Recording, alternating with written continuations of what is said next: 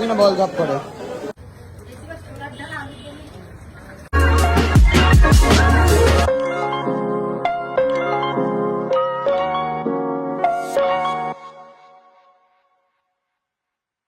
So পকেটে নিয়ে নিয়েছি টাকা, আর আমি আর খুকু বেরিয়ে পড়েছি হচ্ছে বাজার করতে।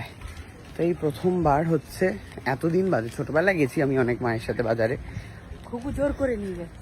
হ্যাঁ, খুকু জোর করে নিয়ে যাচ্ছে হচ্ছে বাজার করতে। আজকে আমরা কিনবো হচ্ছে মাটন আর পেঁয়াজ, তাই তো? ও আর একটুখানি ছেঁড়া পরোটা যদি পাওয়া যায় তো ছেঁড়া পরোটা খাবো।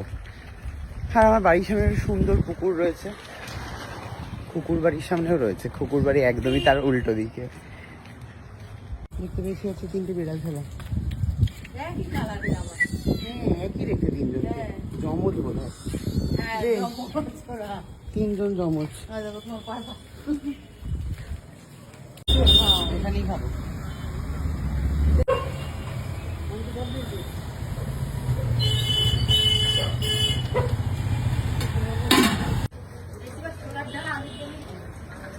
খেলাম হচ্ছে সুন্দর ছেঁড়া পরোটা, এবারে যাচ্ছে হচ্ছে পেঁয়াজ কিনতে। দেখ রে, এই কচুগুলো তোকে খাইয়েছে তোর শ্বশুর? মেয়ের বাড়ি। ও হ্যাঁ, তোর শ্বশুর বলবি। কুকু হচ্ছে এখন আমায় মাছের বাজার দেখাতে নিয়ে যাচ্ছে এখানে। বাহ, এই ইলিশ মাছ আছে রে মেরি। খেতে ইচ্ছা নেবো কিনা বল ঝপ করে।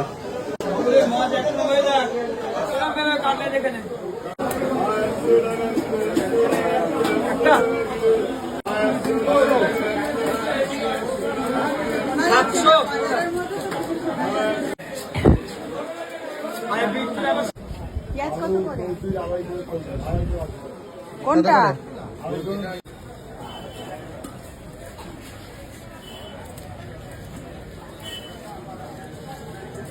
কিনতে এসেছিলাম হচ্ছে মাটন, কিনে নিয়েছি হচ্ছে ইলিশ মাছ। এটা হচ্ছে কুকুর চক্রান্ত।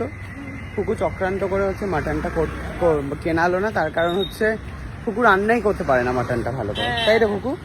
রান্না করতে পারি না আসলে, ও শিখিয়ে দেবে এবারে ভাই। কুকু চলে গেছে হচ্ছে অন্য বাড়ি কাজ করতে, আর আমি হচ্ছে বাজার করে ফিরছি। তুমি কি কি করছো? ও চলে গেছে মাটনের জন্য প্রিপারেশন? হয়নি মাটা। হ্যাঁ, এই তো মাটন দেখো। ও কই? কুকু তো আসেনি আর। মাখবে কে? তুমি।